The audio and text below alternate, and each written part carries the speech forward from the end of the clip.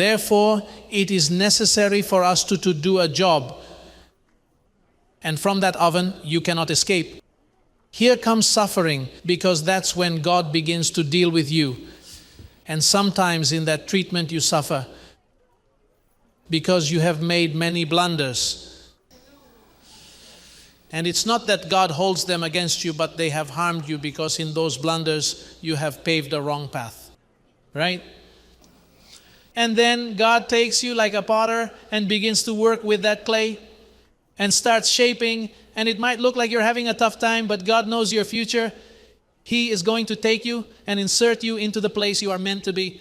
And momentarily you may say, not even grace helps me. Hey, I am in grace, but the reality is that you are still alive and kicking. You are still very much alive. Then God has to mold you, calm you down, to prevent you from being a backtalker who doesn't think, but rather to take it calmly. To assure you that God is fully in control, remember that nothing escapes His knowledge, for He sees every thought. He knows all your thoughts.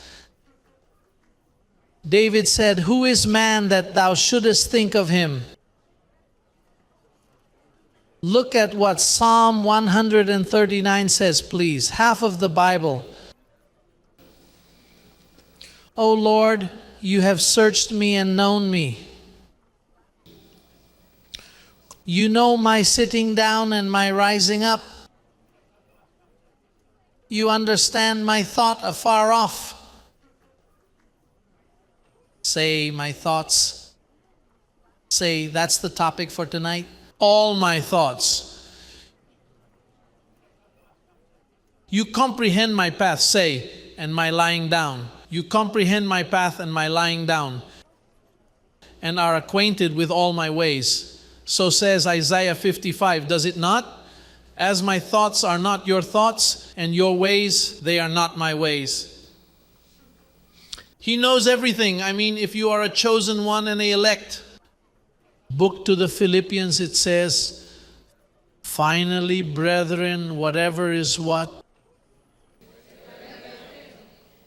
Whatever things are true, whatever things are noble, whatever things are just, whatever things are pure, whatever things are lovely, whatever things are of good report, if there is any virtue, and if there is anything praiseworthy in this what?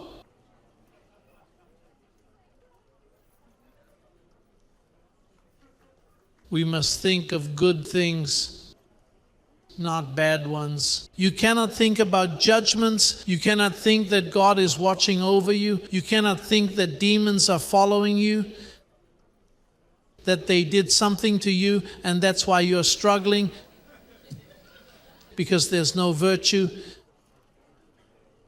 that you are a poor wretch,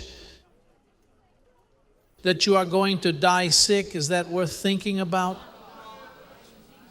God wants you to think well. God wants you to think what He thinks of you. And thinking well, you will do better. Man is what he thinks in his heart. Therefore, the call is to pay close attention to your thoughts. Ask them to pay the toll. That when a thought arrives, you say to it, identify yourself. Where are you from?